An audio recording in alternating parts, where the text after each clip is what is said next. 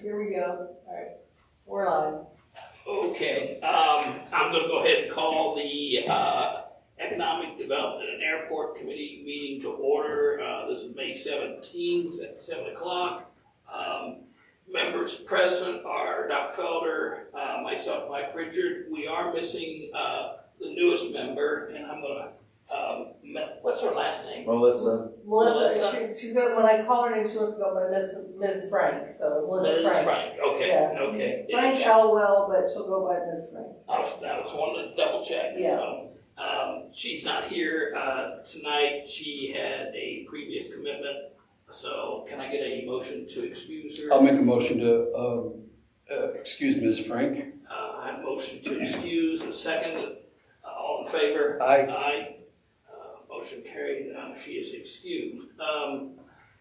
Have you had a chance to look at the minutes from our last? No, I'll make a meeting? motion to approve the minutes from the last regular meeting. Okay, I have a motion to approve the minutes from April 19th minute, and I will second that. All in favor? Aye. Aye. Motion carries. Do we have anything to add to the agenda other than the two items? I'll make a motion to approve the agenda as presented. I have a motion to approve the agenda, and I'll second that. All in favor? Aye. Aye. Motion carried, agenda is approved. We'll go right into the first item, PACE financing with Mark Ratla and with a guy in Port Authority. And Mark, I'm going to turn it over to you. Okay, I'll do the brief part, and then we have our experts from Bricker here to help us through this. But I thought last time I was here, we talked about the housing projects, and I thought I'd tell you things are progressing on several fronts, and one of those potential housing projects is a potential beneficiary from an ESID, the Carter Apartments. It may make the PACE financing may make that may make the project viable right now, and it's moving forward, but it would require the creation of an ESID and in order to do the PACE. But we're not to that point that we need it, so today is more an educational process for that. And potentially at the moment there is also the hotel that the city's going to get possession of, and it has a potential ESID project as well. So there's two that are kind of queuing up to be the first project, one of them. And our guest here, Colin Kells, That's right. all right, from Bricker and Eckler, is going to kind of take you through the process of creating an ESID, what an ESID is, and how that then enables PACE financing to be used on a specific project. It's all energy related, but I think before I get any further off track, I'll pass it on to you and let you kind of take a step forward if you. Sure. Yeah. Well, and I don't want to rehash things that you already may know, but I guess just kind of really big picture. PACE financing is a way for property owners to invest in their properties for energy efficiency or alternative energy improvements to the property using kind of a public payment and security method. And so back in about 2010, actually probably a little earlier than that, 2008, 2009, there was kind of this effort all over the country actually, where there was a perceived lack of investment in energy efficiency upgrades in existing building stock and communities. And so there were a number of different people thinking about this, and the idea came about that, for a really long time in the public sector, we've been using special assessments to pay for improvements that we think are in the public interest. Could we sort of twist that a little bit and use a special assessment to pay for improvements that we think are in the public interest, energy efficiency upgrades to our building stock, but it's actually to private buildings rather than necessarily like a sidewalk that you might fund with a traditional special assessment? And so throughout the country, a number of different states enacted legislation that put that into place, including Ohio. So in Ohio, there's a couple of constitutional provisions. Article 8, Section 2.0 is kind of the primary one. Enables local governments and the General Assembly to pass laws that basically broadly improve the environmental condition of the state, including through energy efficiency. And so what the legislature did was they looked at the Ohio Revised Code and they said, what are our existing special assessment authorizations that we have? Can we take one of those and kind of add on to it to authorize PACE financing in Ohio? That's what they chose to do. So what they did was layer on top of the existing special improvement district law, which was something that allowed a group of property owners in kind of a confined area to voluntarily assess themselves to pay for either improvements or services to their properties. And what the General Assembly kind of said was, well, let's sort of use that kind of idea with that voluntary assessment and with kind of this idea of a district, but let's use that for PACE. And so what ends up happening with PACE, rather than with a SID where you can have partially voluntary, partially involuntary, if you kind of get to a threshold of consent, you can force it on everybody else. That's not the case with PACE. With PACE, you have to have 100% property owner buy-in. In fact, it's really a property owner kind of driven process in terms of getting PACE authorized for a particular property. But what ends up happening is a property owner will identify energy efficiency or alternative energy upgrades that qualify within the statute that they want to do to their building. They will kind of spec that out and show that it is really efficient or otherwise fits within the statute. They'll connect with a source of capital for that. Could be self-funding, could be a traditional bank, could be something like a port authority that can bring capital to the table, or there are a number of sort of specific PACE lenders that have kind of grown up nationally and are all basically active in Ohio. And they will discuss the project with them, and they'll come to some kind of terms to get the upfront funding for that project. And in return for that, rather than giving them like a note, having a loan agreement and putting maybe a mortgage on the property, they will come to city council, they will present the project and the energy saving information that's related to it, and they will say, if you would levy a special assessment on my property of, however many dollars a half, that will repay the loan that I'm getting from this PACE lender. And so what we can do is we can have that assessment put on the property. The city can agree to transfer that if and when it receives that to the PACE lender. And that's how our loan is going to get repaid, and incidentally how it's secured. Special assessments are tax items, and so if there's non-payment, that will be enforced the same way as other real property tax items are enforced primarily by the county treasurer. So that's really kind of like the big picture of it. Probably the biggest sort of takeaway from all of that is the city's involved because there's this public purpose and this public payment mechanism to it, but otherwise it's kind of a private transaction. The property owner is the one that identifies the scope. They're the one that requests the financing, does all the work in putting the financing together. Typically, it's some type of a private source of financing, although that doesn't have to be the case. And really, the city is kind of just in the middle there to facilitate that and to fulfill that public purpose. There's nothing that the city's doing. They're not putting their own skin in the game in any way. There's no sort of monetary obligation on the city. Whatever they receive as assessments, they transfer over to the PACE lender. If they don't receive anything, that's not the city's problem. That's for the PACE lender and the property owner to figure out. PACE financing. Property assessed clean energy. Okay. And, so you mentioned 2 potential projects. Mm-hmm. Those are both housing, issues. Not they're well soon to be private with the hotel. Excuse me. Give me an example of some of the energy efficient or how it would apply to Carter Crossing. Okay, I'll take this one. Sure. Yeah. There's a certain kind of guidebook that defines projects that are, and how much energy they save over existing. So if you took an existing building and you upgraded the insulation or replaced the windows or put a new roof on or changed the air conditioning, they compare the current efficiency of the windows with the new ones and how much it saves.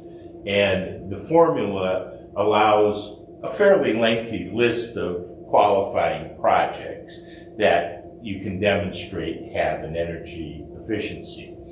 And it works on new construction, because if Carter built with triple pane windows instead of the traditional single pane window, it would save X number of dollars. And they have engineers who do audits and calculate it all out in order to justify the savings that the particular item produces. There's some limit to how much of the building qualifies. It doesn't work on foundations, it doesn't work on parking lots, but it would probably work on parking lot lighting. Yeah. As an efficiency item. And I think that it kind of works out to about 30% of a project in a new construction like Carter could conceivably be financed with this mechanism. There are some limits to how much it can be, but in general, that's kind of what happens. It can also be applied retroactively to buildings 1 and 2 because they've been built within the last 2 years. So when the developer goes through the process of applying, he produces a construction budget that itemizes all these items. And then the lender looks at the audit of it and how much it's going to save, and then they decide, well, we can lend you an amount of money that, let's say, $300,000, and we'll lend it to you at this rate, and so forth. And we know that after the city council creates the ESID, that when the tax bill comes, they'll pay the tax bill on the assessment. And there'll be an agreement in place with the treasurer or the auditor. The treasurer typically, yeah. Okay, the treasurer will make an agreement with the PACE lender that when I get these dollars in, I will pay them to you. So the lender knows that the treasurer is going to collect the assessment and it's going to pay him. If you're looking at the big picture of how these things apply, there's a loan to value ratio on a project. And so whatever it costs, the lender will lend 70% of the whole project. And what PACE can do is fill out the rest of the 30, but the term is 25 or 30 years long on the assessment. So instead of paying off that extra 30% out of the developer's pocket up front, which would achieve the loan to value ratio, they'll pay it off over time. So the cash flow on the project becomes much more manageable because you're paying off that 30% of the whole project over 30 years instead of over 5 or 7.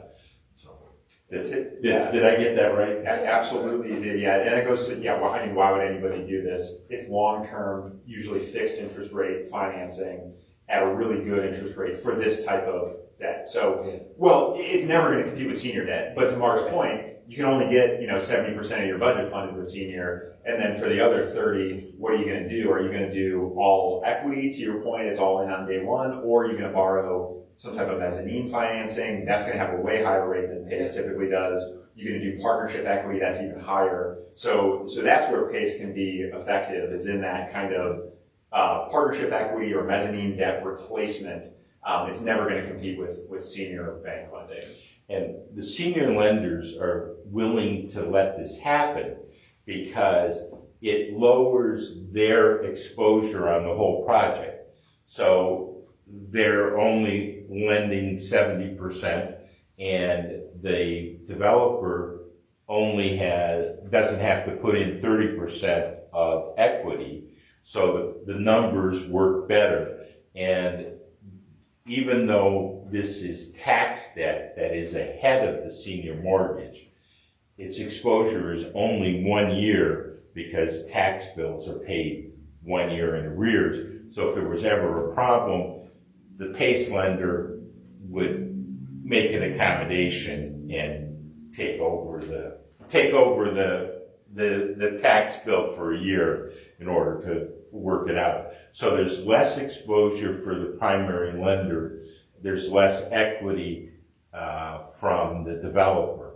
So the net result is the numbers work better. Yeah. Let me jump in. There were a couple of things. One on the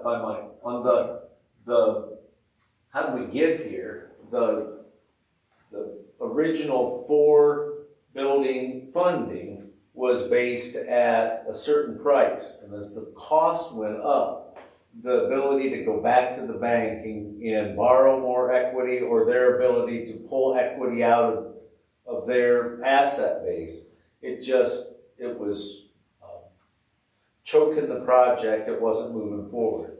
Let me Go jump ahead. back in Go on ahead. one of the things that happens in those situations usually is the operator of the apartment will raise the rents. But these market rate apartments are probably at the peak of rents in Galion.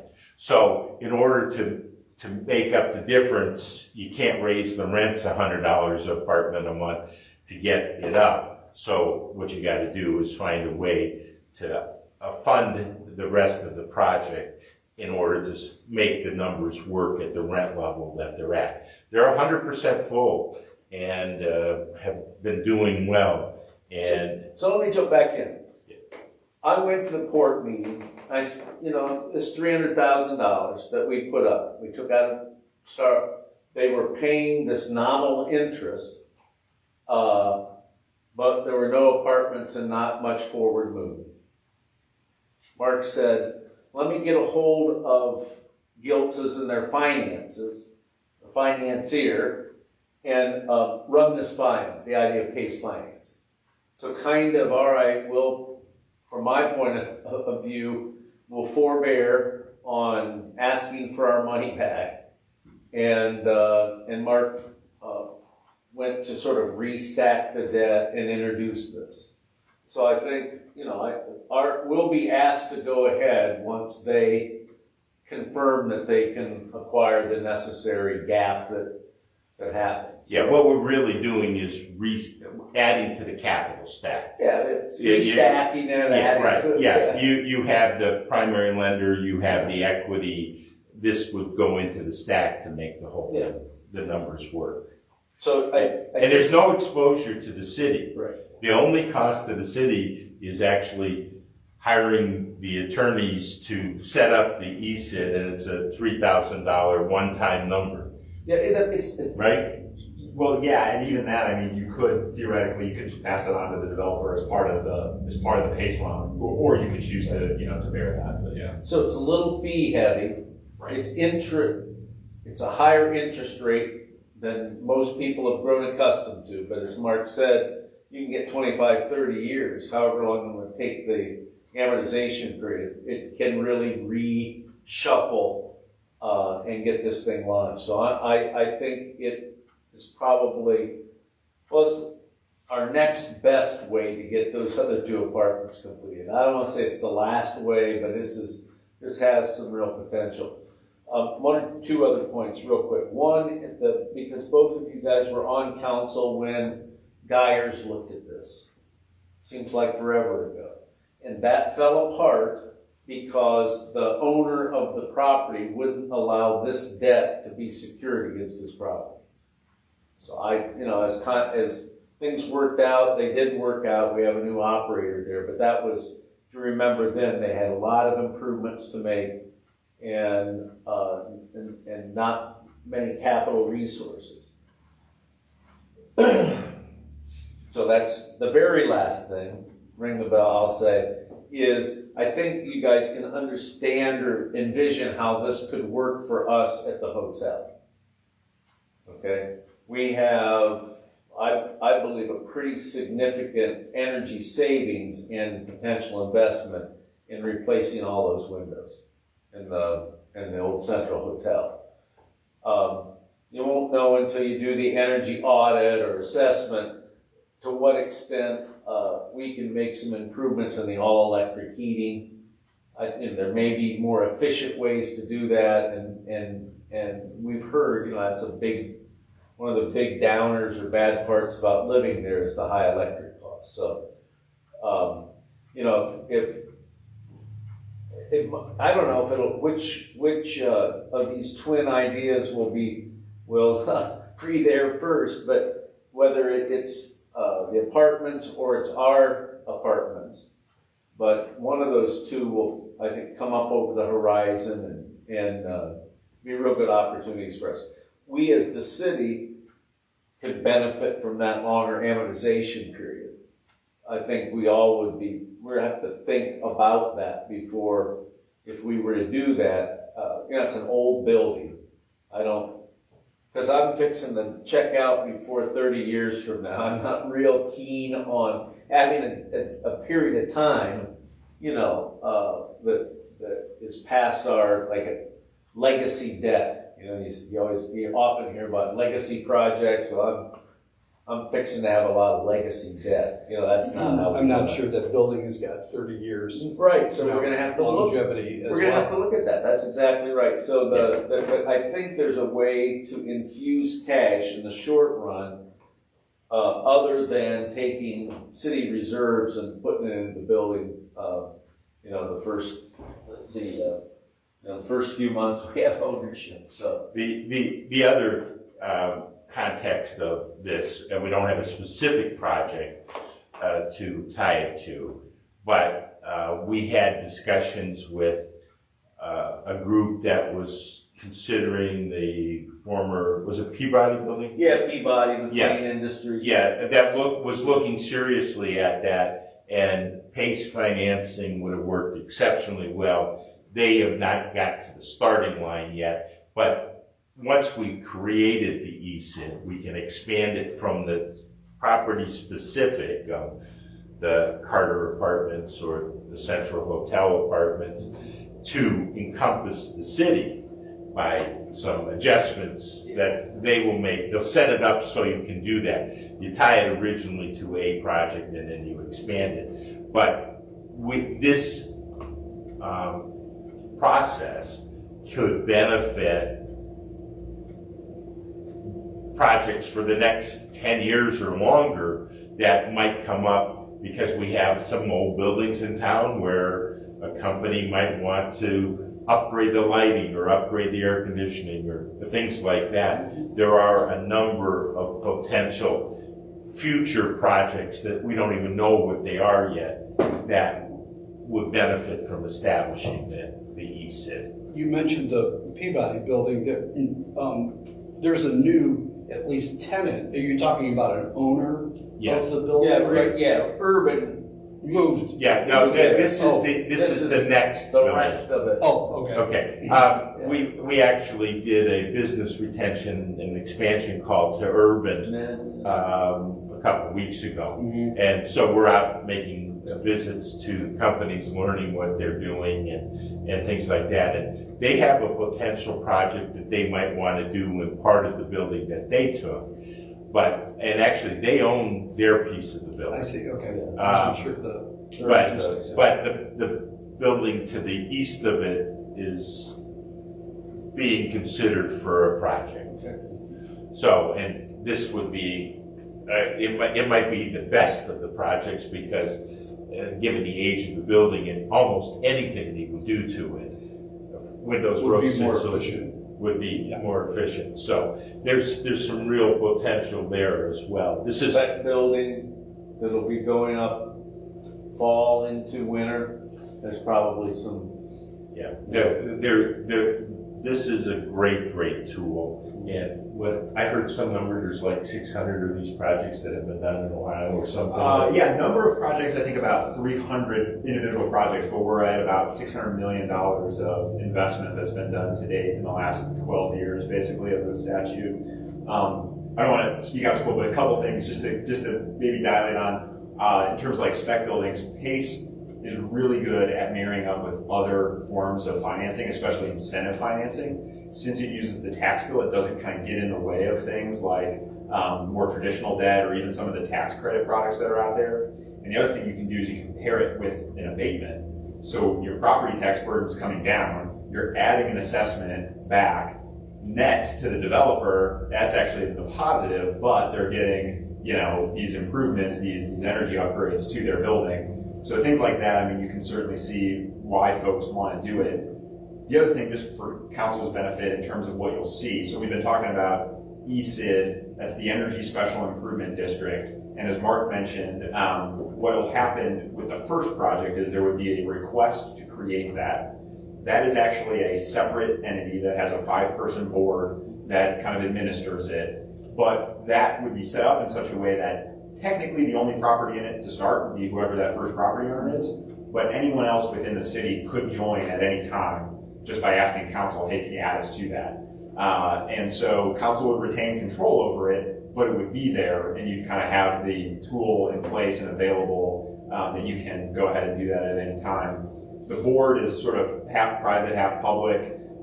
We can talk more about that if that's of interest to you, how you would kind of fill that out, but just in terms of what you can see in terms of legislation. We actually had the very first ESID in Ohio was done in Lake County, but actually about a year before I got there. But the annual ESID meeting, which Bricker runs, happens once a year. They get together and they agree to pay the bill or something. That's the amount of administrative work, and it would be the developer and a city representative and maybe a board representative. Anyway, the actual mechanism of the board would be established, but it was literally once a year that there was a meeting to deal with the ESID. It's not an administrative cumbersome project. I have a question. What about a situation where, and you know, wouldn't expect anything you propose to default, but who gets stuck? The PACE lender? Or is that part of a workout of a chapter, a reorganization of a business? How does that work? Yeah, it's a great question. And out of those 300, we've had about 6 that have gone into that situation. Mostly in the last 2 years, and mostly with some senior housing products that have, you know, come into some really difficult times during COVID. What has tended to happen in almost all of those is there's a senior mortgage lender involved. There's a default on a mortgage, and so they appoint a receiver, take control of the property. There's a sale out of receivership. That sale satisfies the past due PACE assessments, but then the future ones just continue with the new owner. Most of the new owners, when they're looking to buy, they understand, oh, okay, here are the improvements that this fund did, get that assessment, that's fine. You know, we've got good ways to deal with that in terms of cash flows. So we'll just step into the shoes of the prior owner and continue that on. You can also see a situation where maybe they would pay it off at that time. That's a possibility. But I think 5 out of 6 of them, that's exactly what happened. The 6th is going to a sheriff sale next week. So we'll see what happens. But and part of that mechanism is the fact that it's attached to the property and it runs with the property tax bill. It's like you had a sewer assessment on your property. If the building defaulted, the sewer assessment still gets moved along to somebody in the building process. This town is old enough that that's historic, that we haven't had assessments. I was a councilman 40 years ago. We didn't have assessments then, so it's just they've all been paid off. Oh, but we don't have any lighting assessments or anything in place anymore? Not for any special projects. We user fee it. No. We incur debt for the muni system or for the water sewer. We You know, shower, flush, use it. So that's how we fund it. But I think all I was trying to say, the idea of an assessment 50 years ago was kind of one of the first ideas that local officials came up with. Oh, you want a subdivision, you want this, all right, here's the assessment, and we agree to pay it off. That is so rare now. But it could well come around on one of, it should. on one of these projects that we're talking about for housing. Oh, yeah, Mark, Things like that. Well, I was just gonna offer Yeah. up that we could come back and ask for an assessment to put in the sewers at Wrenchville. that probably is the only equitable way. But anyways, that's why going through this, there's 3 of us here, 4 of us here in this learning. There'll be, in a week, there'll be a couple hundred people that will have seen this and have an understanding. So there's this audience that I'm not sure you knew you were captured by, Well, for whom going into those kinds of things, well, what if it goes bad? Yeah. Since I know our public and I know how I've got these marks, I'll show you where they hack at us. But anyways, go ahead. well, no, and the good news there is, a couple things. One, 100% voluntary. So no property owner can have one of these assessments on their property unless they have specifically in a document asked you to do it first. Second is no exposure to the city. So again, if one of these things goes bad, the PACE lender is not knocking on the city's door saying, hey, how are you going to pay my loan that I made? They're at the property owner's door asking that question, or they're working with the senior lender, working with the county in terms of how are you collecting or foreclosing on this. It's all handled through that process, as Mark said, focused on the property. And then the third thing is, and Mark mentioned this before, and this just goes with the nature of the taxes, it can't be accelerated. So say it's a $300,000 loan, maybe for this project that we're talking about. Year 2, it goes south. Their assessment in year 2 is $50,000. That's the only thing that you can collect out of that enforcement mechanism. That's the only thing that anyone has any right to claim at that time. It wouldn't be that big. It'd be 300,000 divided by 30. So it'd be 10, 15,000. Yeah, and I actually I didn't want you to do the math and then have people confused. fair enough. No, you're right. If they go for 30 years, I guess I was thinking maybe a slightly shorter term or something. But anyway, yes. So those are kind of the protections there. And again, it's nothing that anybody. Yeah, that covers some of the risks, the no call, the no early pay. That makes sense. I don't want to spend all the evening, but we have a mix of streetlights and sort of a general desire, never really costed out, calculated, to go to LED lights. Okay? Our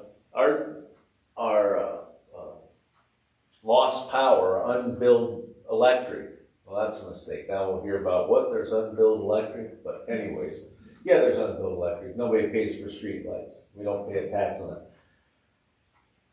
They're relatively inefficient. Or even in one block, there's a mix of efficiencies. So conceivably, you could do a citywide assessment for energy efficient, and I hang a question mark on the end of this, for energy efficient streetlight. You could. I don't know if it would really actually be a PACE project. It might be a traditional special assessment Yeah, we could project. probably, yeah, we might, you're probably. I think Painesville might have done this, so we won't have to do The some reason, research on it. We're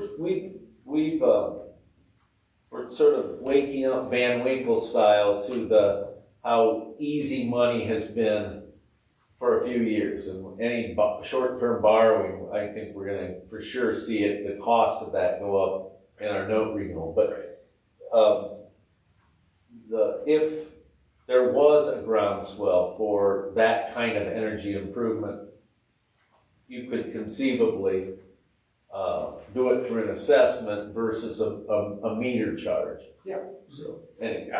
Yeah, we looked at that in a number of places. I'm not familiar with the Painesville example, but I do think though that probably honestly the easier way to solve that would be with more of a traditional assessment. Just a general obligation or a revenue bond.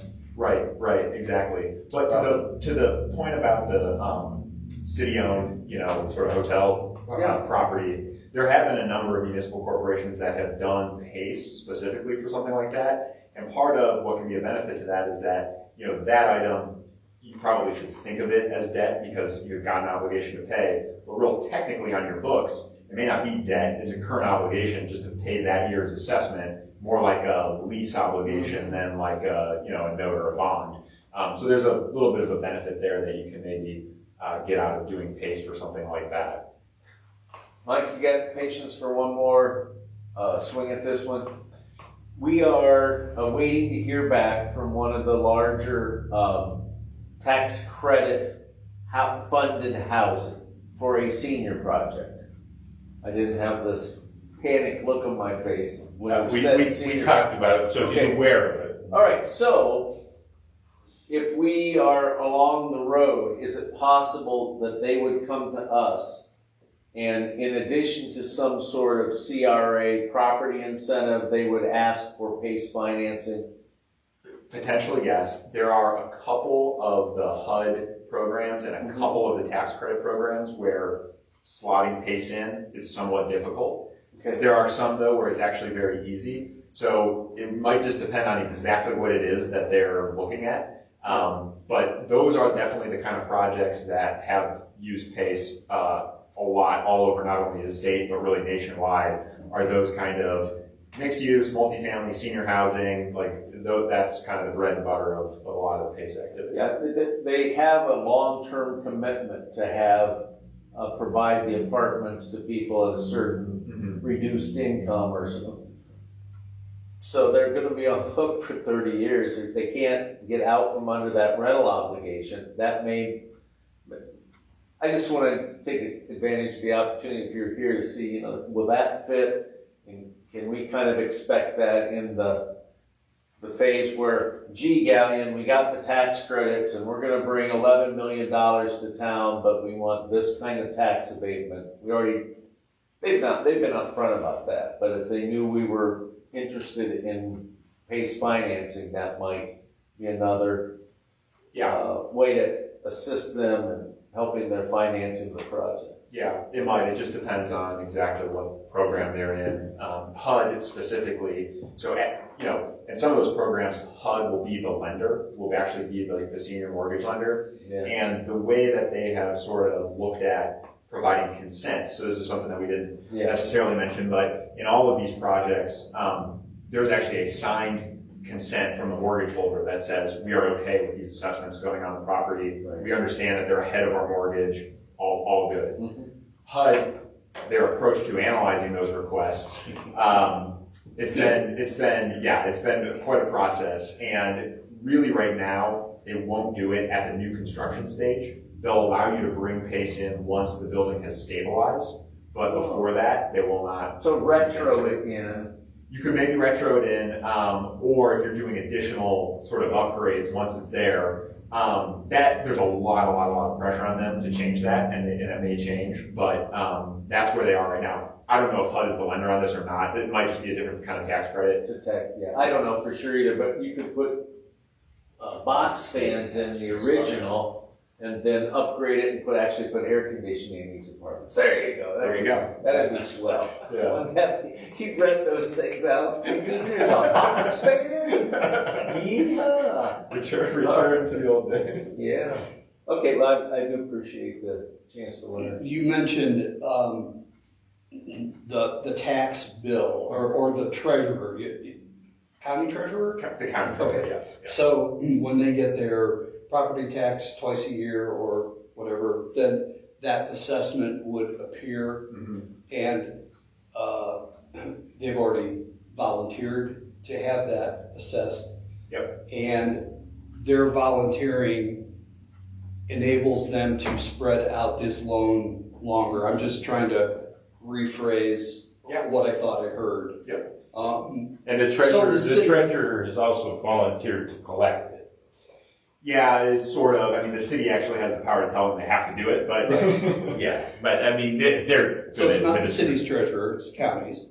Right. Generally. Yeah, who's actually who does the tax bills? Right. Okay.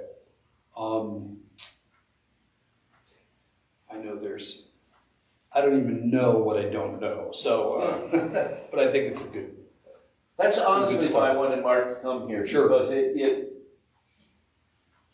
since it came back up from years ago now. right, I've been back, not in the library literally, but refreshing recollections and thinking of situations where we could apply it.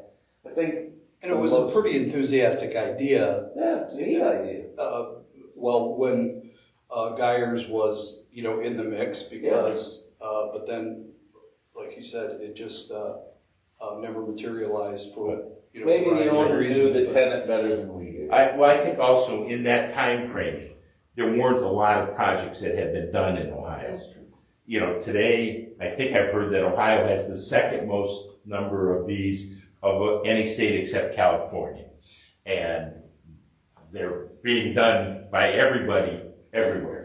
Yeah. So, that if there had been 10 years of history on it when you tried it last time, it might have moved forward because the Right, players in the game would have understood it better. Well, I would say that you never know at Bueller's when it may come up, so Mr. Schaffer may get a second chance to underwrite the debt that he was reluctant to. Well, he could face a roof replacement project on the whole center. 100%. So Bueller's put in, as we know, hundreds of thousands of leasehold improvements, but there were some things that they repaired rather than replaced, and that nothing's forever when it comes to those kind of cooling and air conditioning systems. Anyway, I'm like, Doc, I know I've got questions, but I'm not sure what those questions are at this point in time, so, I think we've had a pretty good exchange of information here to, discuss it. Obviously, it's gonna be something that we, discuss further, so. Well, anytime you have questions, I'm here every week right. and I'm more than happy to make myself available to answer any questions you may I have. appreciate both you gentlemen coming in and talking about this. I don't think we cast shade on guilt on the developer on this. It's not the intent at all. That's not they have been making their payments, as I understand, Yeah. it's a nominal amount on the money that they were advanced. Loan, not advanced, sounds like it's unsecured, but, and so I don't want to suggest but this is a way to get those other two buildings. Yeah. There's no one in town who goes out there that doesn't look over there and say to them, oh, gosh, when are they going to start those buildings? So I think there's both real demand for tenants and there's sort of a community demand to get the rest of it built. I agree. Well, any other discussion on this? If not, let's go ahead and move on to the next item on the agenda. Do you need us to remain? Oh, you want to? We're going to talk about. Entirely up to you. Okay. But- I will be happy to stay, but you're Yeah, I welcome. mean, I don't know. You're welcome to go home. Yeah. I'm staying here anyway, so Yeah. I just wanted to. Either way, make good to some meet you. Yeah, no, thanks very much. Fair enough. Have a safe Yes. trip back. I got 3 little kids, five and under, so You I'll wanna go go get home? bedtime and We're yeah. here for another hour here. You can have everything we put in bed. Well, that's true, actually. Yeah, you raise a good point. But it was great to meet everyone. We'll Thank you, see sir. Thank you. Okay, let's go ahead and move on to the next. It's just a discussion, capital improvement fund. Who wants to? I'm gonna bring it up and take you back to last November in the budget that was passed in 401, the permanent improvement fund. It was fully appropriated. Roughly 55 or 60% to, I want to say, sewer and the lesser amount to water. And the purpose of that was to fund the construction of the water and sewer line back to the proposed free center location. not in the capital improvements fund, but we still have to find about 175,000, maybe a little more with prices for the roadway portion. But that's the one that has the two chunks of state money in it. The money from development and the money from ODOT. Okay.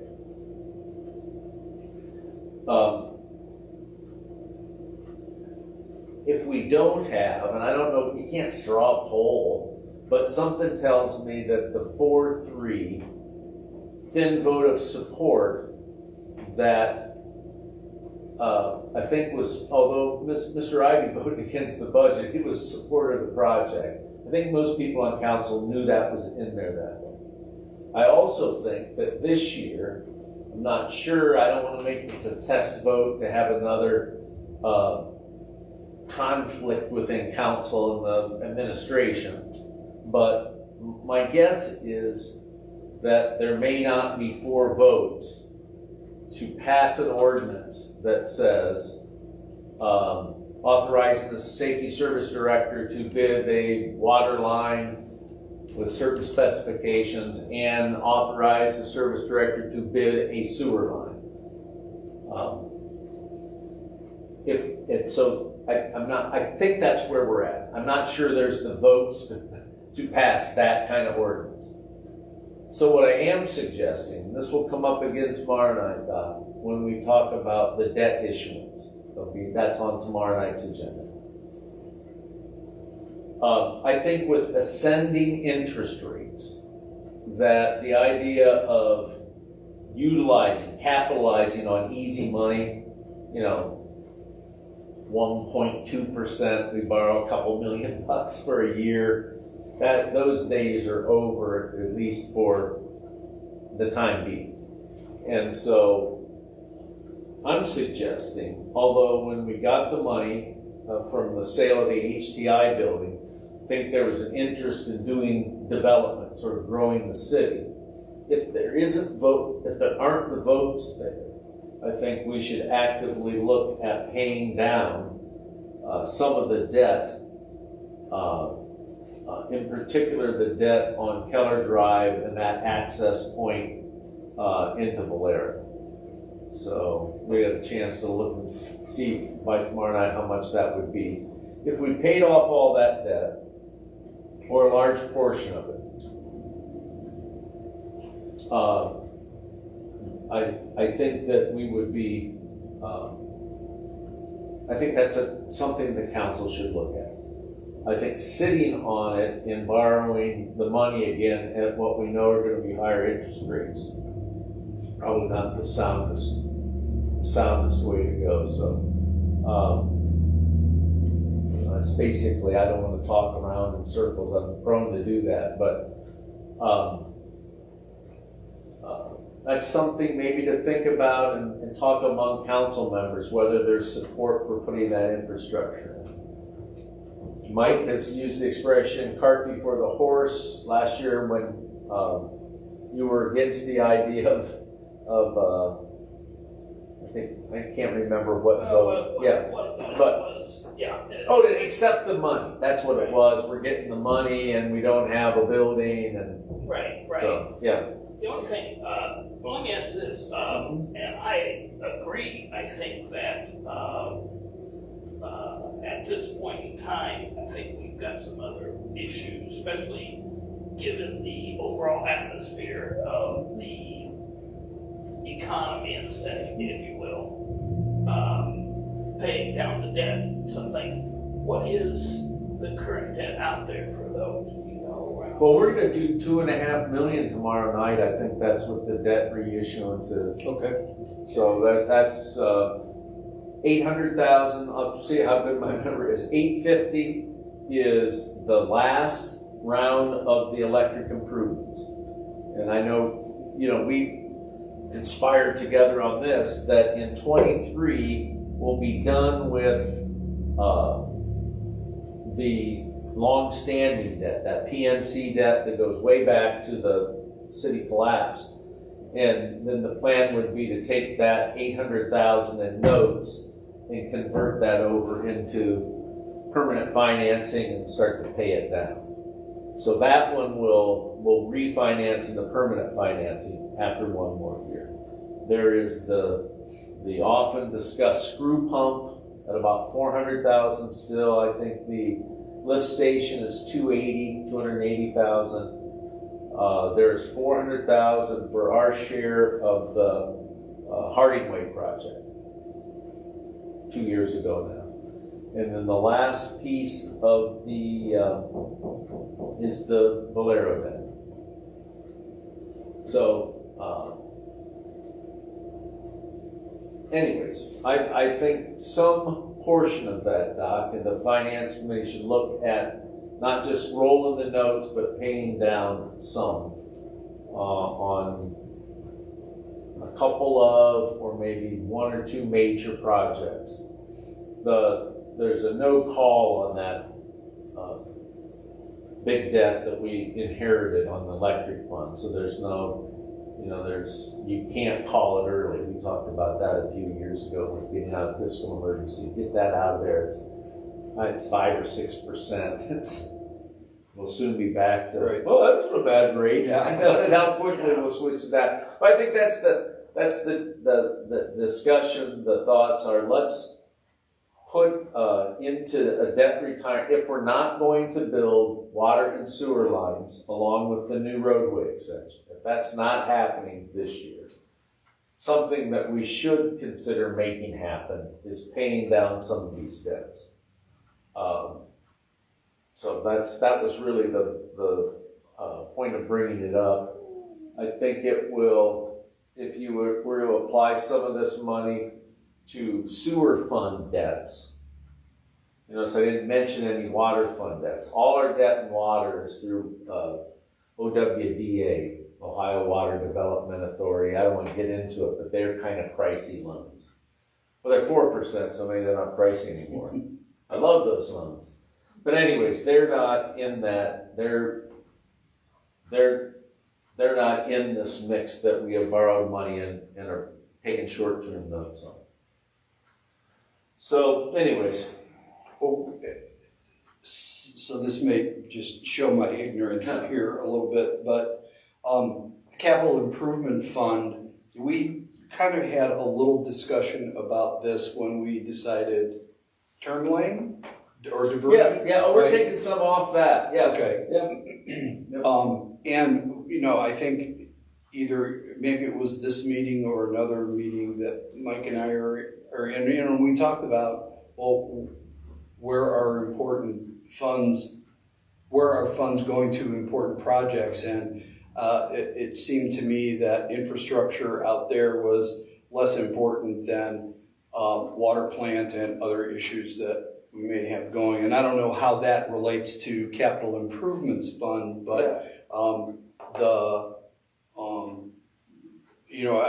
I think the focus community-wide is there, and rightly so. Maybe not to the degree, a little exaggerated, but very important. And the optics of improving a soon-to-be nebulous entity as rather than nuts and bolts in the city. I think that's just not a. I think it's a damnable situation. I think the pro-growth, and I was raising my voice earlier, Mike was in the office, you're not pro-growth. I'm thinking, Mike's quite capable of taking my bombast. So there does seem to be a shift to taking care of what we have. It's a really close call. And I think it's really around one vote. I think if you called the question, what should we do, it would be 4-3, where it was 4-3 a year ago, kind of on the other side. So the proponents of the Free Center will say things like, I can't believe these folks walked away from $700,000. In fact, we heard it when the proponents were pitching that last fall. That's a bigger percent than the schools got of state money. Okay, I know we'll hear that. But if council were to bid out and go move ahead on those grants, on the roadway grants, you would hear from another part of the stadium howling down about, take care of these debts. When are you going to start paying down your screw pump? You have a screw loose, all kinds of silly, funny things like that, perhaps. So we're going to have to, I believe we need to move in one direction or the other. And, there was a risk taken by the city, which is paying out to accept as a gift that old HTI building. And so I've always wanted to do get the most done with that, and a bias towards development, but we have a stack of debt that is putting pressure on the sewer fund. So there's two sides of the argument. I rarely sound like the Scarecrow in The Wizard of Oz. Some people go one way and the other, and indecisive, but I think this is something that, if we're not going to move forward on the new construction, the new development-related infrastructure, then we need to pay down some of what we've already tackled. Well, I guess I'm kind of, we got the doc mentioned, we had kind of talked about this. Matter of fact, I think it was in this committee last month. And I am pro-growth, but I think there is a point in time, as Doc kind of more eloquently, I'm going to say it here, a time where we need to, given the circumstances, do the nuts and bolts we have currently, not with the idea that that's going to be as far as we're ever going to go, or that's it, that's done, whatever. I think that, what's the old saying, you can walk and chew gum at the same time, kind of thing. Yeah. I think that is a realistic thing, and like you mentioned, Tom, was the fact that with the economy, the interest rates are bound to be going up, and if they haven't already in some cases, but so to retire some of that debt that we have gives us more latitude. Yep. For needed things down the road for economic development. Yeah, I think it's kind of vogue now. It'll be passe real soon, but being out over our skis. You hear that? Oh, they got over their skis. When it came to development and making some of those initial investments in infrastructure north of Brant Road, until something else happens out there, I think it's a valid criticism. What were they thinking that this was going to happen? I don't regret it. I know we have to pay for it, meaning the Keller Road extension and the access point. So there's gotta have the votes. Gotta have the votes. I don't believe the votes are there, and the grant money on the roadway, that approval, that will go away at the end of 23. So that's kind of why I'm bringing it up again. If we're going to do it, we need to get the designs ready and get ready to bid it so that the water and sewer can get done whenever it needs to be, but it has to be built in conjunction with the roadway from a construction logic point of view. So that's really the point of bringing it up. I also, before I realized that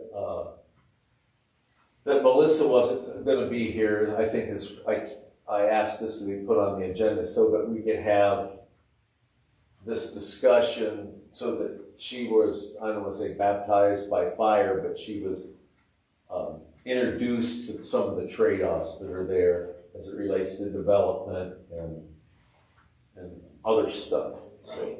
Well, and I'll add, like I did the last time too, was we still have technically one last payment coming out of the HTM building, and that is due in 23. Mm-hmm. So there's a possibility that could be directed. Yeah, we'll pump the well down pretty much to the bottom, right, and then it'll get recharged next year. I'm not suggesting we spend all that capital improvements fund. It does have a rainy day fund aspect to it.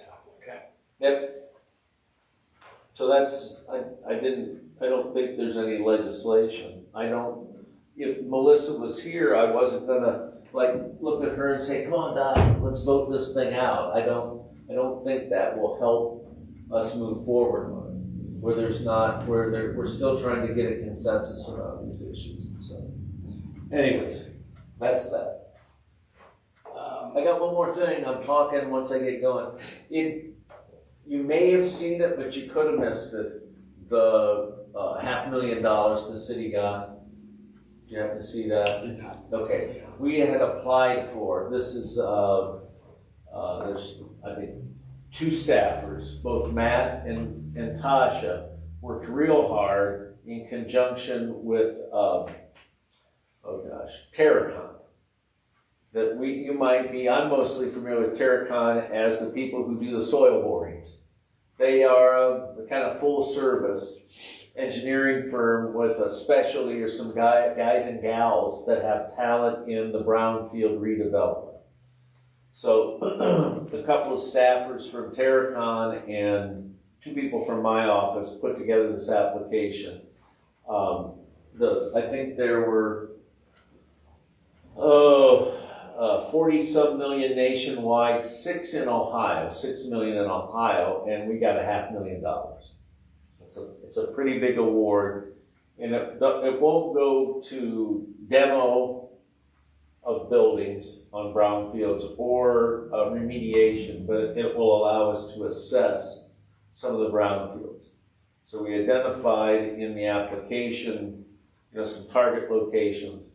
So that's out there where we're looking at, and it is, I think, primarily, it gives us a chance to put some resources into that Monaco acquisition.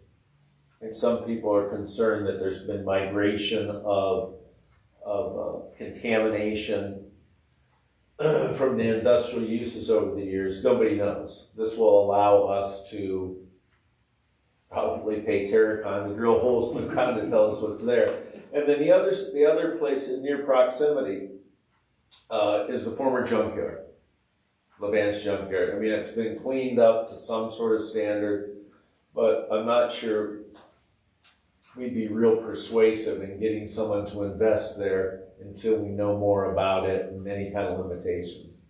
So that those are 2 just right off the top of my head. That it looks like we could do some removal on South Market. There's a meeting Thursday, conference call Thursday to talk through how it works and what our plan of work has to be. So without getting into it too much, it's when you look at the list of other communities that got an award, it'll make you feel like, hey, Hoosiers, we're in the state championship here. So I think it's a pretty good thing, and there's a with grants, I think that you can become rudderless if all you do is chase grants. This, I think, fits a purpose. So that's why we decided to go ahead. We've got buildings that are brownfield properties that need some attention, and this will allow us to zoom in on what that attention should be. So it's a cool thing. I think it's a economic redevelopment tool, if you will. Well, yeah. I think I mentioned once that this is like a step, so that when we have this plan that this will pay for, then we can take and apply for the necessary remediation grants that would be out there. That's exactly right. Without this plan that we're being given grant money to fund, we probably wouldn't do it. If it's like, what, we're gonna spend $300,000 to assess these crappy old properties. It's like, yeah, that's some people think you'd lost your mind. This is accessing those funds. So it's getting a grant with a purpose. I don't see it, as a planning grant that turns into nothing. You're right, 100%. Like, once it's completed, we'll be able to go for large pools of money. So anyway,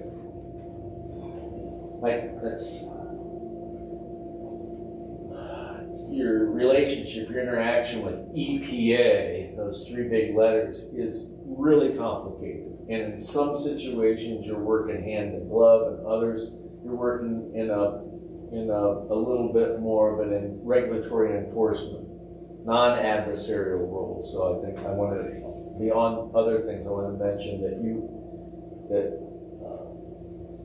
we may be adverse a little bit on some aspects of relationship with EPA, but on others, the U.S. EPA is funding us, so I think that's, it's kind of the nature of that relationship, with environmental regulation.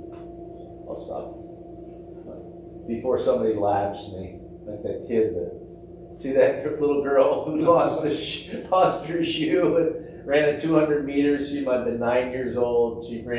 Her shoe fell off at the starting gun. She put her shoe back on and caught up and beat all these kids in the 200 meter. Well, the backstory is her daddy's a lightweight professional boxer. So nothing to account for genetics, huh? That's right. All right. Well, I don't want to be running the lap behind on this, but I think it's worth noting, and the Inquirer had a little spot on the electronic edition, and we got some info out to Gannett Papers yesterday, so maybe get some coverage on that. Good. Do we have anything else? Nothing? Okay. Next meeting is June 21st, 7 o'clock here. And with that, I'll entertain a motion to adjourn. I will make that motion. I'll make the motion. I'll second that. All in favor? Aye. Aye. We are adjourned at 8:07. 8:07. Thanks, Mark. Thank you. Thank you, Mark. Yeah. I hope